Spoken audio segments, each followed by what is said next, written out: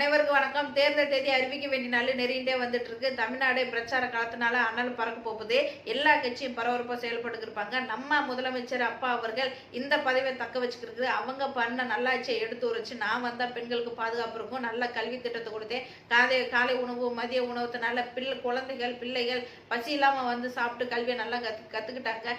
பள்ளிக்கூடத்தை சீராக அமைச்சு வச்சிருக்கேன், சாலை சரியாக போட்டிருக்கேன், பெண்களுக்கு இலவச பேருந்து எல்லா பேருந்து இலவசமா அறிவிச்சிருக்கேன், அப்படி நல்லா மதுவை ஒழிச்சிருக்கேன், எந்த ஒரு பாதிப்பு இல்லை, எங்க வெட்டு இல்லை குத்து இல்லை கொலை இல்லை, தமிழ்நாடே ஒரு செல்வ செழிப்பா விவசாயத்துக்கு பாதிப்பு இல்லாம நல்ல ஆட்சியை கொடுத்துருக்கேன் அப்படின்னு சொல்லணும்னா அங்கே வாய்ப்பே கிடையாது. அதனால முடிஞ்ச அளவுக்கு கோடிக்கணக்கில் பணம் தள்ளி கொடுத்து கூட்டணிக்கு நிறைய பேரை சேர்த்து பெண்களுக்கு பொதுமக்களுக்கு இலவச பொருளை எண்ணத்தை கொடுத்தா எப்படி வாக்கு சேகரிக்கலாம், மீண்டும் முதலமைச்சர் பதவியை எப்படி தக்க வைக்கலான்னு இந்த ஒரு திட்டத்தில் இருப்பாங்க.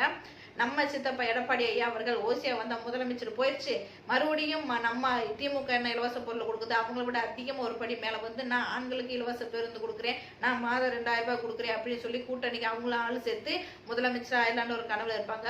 புதுசா வந்த நம்மளுக்கு அண்ணன் இல்லை, அண்ணன் எங்க பிள்ளைகளுக்கெல்லாம் தாய்மாமே விஜயா அவர்கள் அவங்க என்ன கொடுக்குறது, அவங்கள ஒரு படி மேலே வந்து மாதம் 2500 ரூபாய் நான் கொடுக்குறேன், தாய் மாமா சரி நான் குழந்தைகளுக்கு நானும் மோதிரம் போடுறேன், நகை போடுறேன், பெண்களுக்கு நான் கல்யாணம் செய்கிறேன் அப்படின்னு முதலமைச்சர் கனவுல நம்ம தலைவர் விஜய் அவர்கள் இருக்காங்க. இந்த மாதிரி திராவிட கட்சி மத்தியில், இந்த மாதிரி கூட்டணி சேர்ற கட்சி மத்தியில் மீண்டும் தனித்துவமா 234 தொகுதி வேட்பாளர்களை அறிமுகப்படுத்திட்டு மக்களோட தான் என் கூட்டணி இருக்கும், நான் இலவசமா எதுவுமே கொடுக்க மாட்டேன், நான் கொடுக்குற இலவசமா கொடுக்கணும்டா தண்ணி கல்வி மருத்துவம் இது 3 தரமான முறையில் இலவசமா கொடுப்பேன், விவசாயத்தை நான் அரசாங்க வேலையை அறிவிப்பேன், தமிழ்நாடு செல்வ செழிப்பா இருப்பேன், இயற்கை முறைக்கு எல்லாத்தையும் மாற்றுவேன் அப்படின்னு சீமானே நின்றுருக்காங்க.